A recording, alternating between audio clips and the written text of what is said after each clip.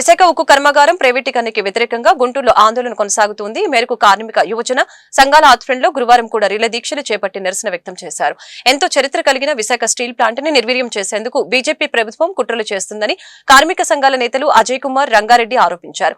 వేలాది మంది కార్మికులకి ఉపాధిని కల్పించే కర్మాగారాన్ని ప్రైవేటు వ్యక్తులకు అప్పచెప్పడం దుర్మార్గమని మండిపడ్డారు. కార్మికులకు అండగా నిలిచేందుకు నిరంతరం పోరాటాలు కొనసాగిస్తామని వారు స్పష్టం చేశారు.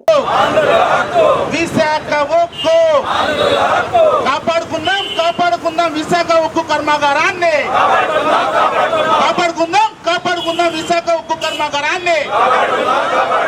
జిల్లా కార్యదర్శి గత 3 రోజుల నుంచి విశాఖ ఉక్కు ప్రైవేటీకరణను ఆపాలని చెప్పేసి యువజన, విద్యార్థి, కార్మిక సంఘాలు, ఈ రోజున రైతు సంఘాలు అన్నీ కలిసి కూడా గుంటూరులో దీక్ష చేస్తున్నాం.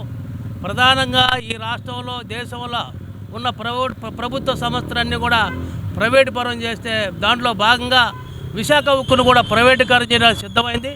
దీన్ని యావత్తు అందరూ కూడా వ్యతిరేకిస్తున్న పరిస్థితి. విశాఖ ఉక్కు నిర్మించడంలో దాదాపు 22,000 ఎకరాలు రైతులు దానం చేసిన పరిస్థితి. అలాంటి దాన్ని ఇవాళ 1,00,000 మంది ఉద్యోగస్తులు కానివ్వండి, ఇతర చిరు వ్యాపారస్తులు కానీ ఇండైరెక్ట్గా దాని మీద లక్షలాది మంది ఇవాళ ఉపాధి పొందే అవకాశం ఉన్న విశాఖ ఉక్కును ప్రైవేటీకరణ చేయడం చాలా దుర్మార్గం. ఒకవైపున కేంద్ర మంత్రి మేము ప్రైవేటు పరం చేయట్లేదంటారు, ఒకవైపున ఉద్యోగస్తులు తీసేస్తారు, మరొక వైపున ఉత్పత్తిని కూడా సగం తగ్గించేశారు. అందువల్ల ఇది విశాఖ ఉక్కుని పూర్తిగా ప్రైవేటు పరం చేయడానికి సిద్ధం చేశారు.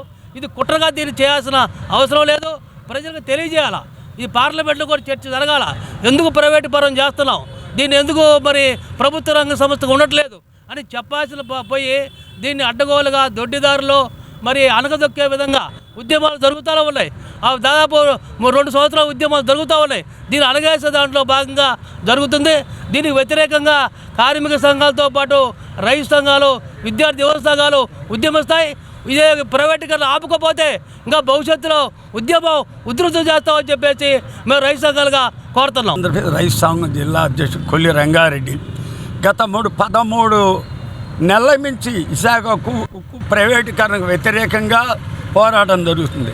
దాంతో భాగంగానే మరి విద్యార్థులు, యువజనులు, మేధావులు 1వ తారీఖు ప్రారంభం జరిగింది.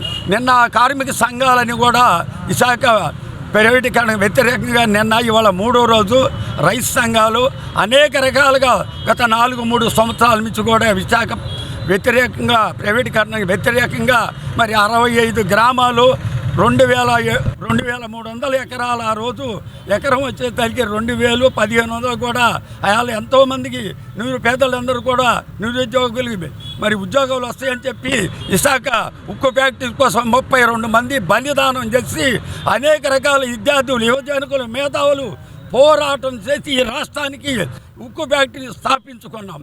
మరి నరేంద్ర మోడీ 2014లో అధికారం వచ్చాడు. 2014, 2019, 2024 వచ్చింది. మరి ఆయన వచ్చిన తర్వాత ఒక్క ఫ్యాక్టరీ కూడా ఒక్క ప్రభుత్వ సంస్థలు ఒక్కటి కూడా నియమించాల. మొత్తం కూడా ప్రైవేటీకరణ చేస్తున్నాడు.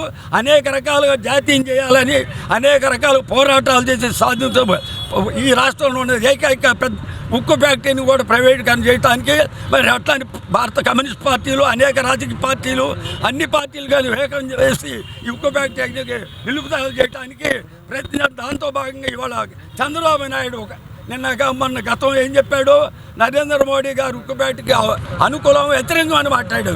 ఈయన అధికారం వచ్చి కూడా ఇవాళ కూడా దాన్ని ఖండించట్లా. మరి జగన్మోహన్ రెడ్డి గారు మన బొత్స సత్యనారాయణ ఏం చెప్పాడు, చంద్రబాబు నాయుడు ప్రైవేటుకి వ్యతిరేకంగా అనుకూలంగానే మాట్లాడాడు. మరి ఇవాళ చంద్రబాబు నాయుడు, జగన్మోహన్ రెడ్డి, పవన్ కళ్యాణ్కి మరి ఎందుకు కలిసి రావటం లేదు? పరిపాలించే వాళ్ళు ఒకసారి ఆలోచించి మరి ఆ రకంగా వేదికల మీద చెప్తున్నారు కానీ పోరాటాలు కలిసి రావాలని కోరుతూ దీన్ని పూర్తిగా వ్యతిరేకిస్తున్నాం.